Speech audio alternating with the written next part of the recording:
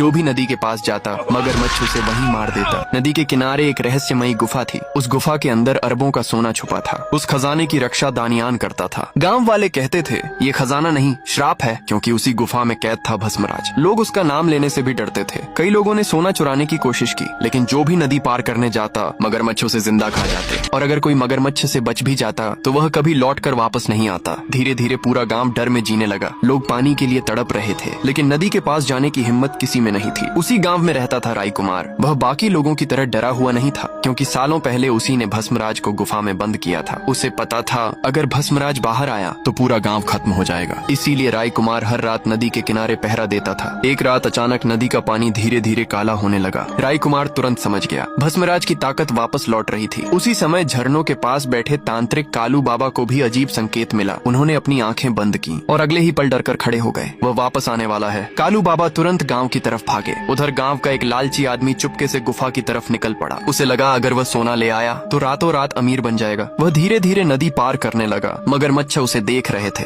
लेकिन इस बार किसी ने हमला नहीं किया। आदमी खुश हो गया। उसे लगा गांव वाले झूठ बोलते थे। जैसे ही वह गुफा के अंदर पहुंचा, उसे चारों तरफ सोना ही सोना दिखाई दिया। उसकी आंखें चमक उठी। उसने जल्दी से सोना भरना शुरू कर दिया, लेकिन तभी गुफा के अंदर तेज हवा चलने लगी। आदमी डर गया। वह भागने लगा, लेकिन गुफा के बाहर पहुंचते ही वह अचानक गायब हो गया। अगली सुबह गांव वालों को नदी किनारे उसका खाली थैला मिला। पूरा गांव डर गया। राजकुमार समझ चुका था भस्मराज की कैद कमजोर हो रही है। उस रात उसने नदी किनारे आग जलाई और पहरा देने लगा। तभी अचानक गुफा के अंदर से जोर की आवाज आई। गांव वाले अपने घरों से बाहर निकल आए। राजकुमार ने गुफा की तरफ देखा और उसके चेहरे का रंग उड़ गया। उसी समय कालू बाबा गांव पहुंच गए। उन्होंने डरते हुए कहा अगर आज रात गुफा पूरी खुल गई तो भस्मराज को कोई नहीं रोक पाएगा। इतना सुनते ही गांव में सन्नाटा छा गया। लेकिन तभी गांव से दूर एक काला साया दिखाई दिया। वह चुपचाप गांव को देख रहा था। राजकुमार समझ गया भस्मराज लौट चुका है। पार्ट 2 चाहिए तो कमेंट करो। भस्मराज वापस आ गया।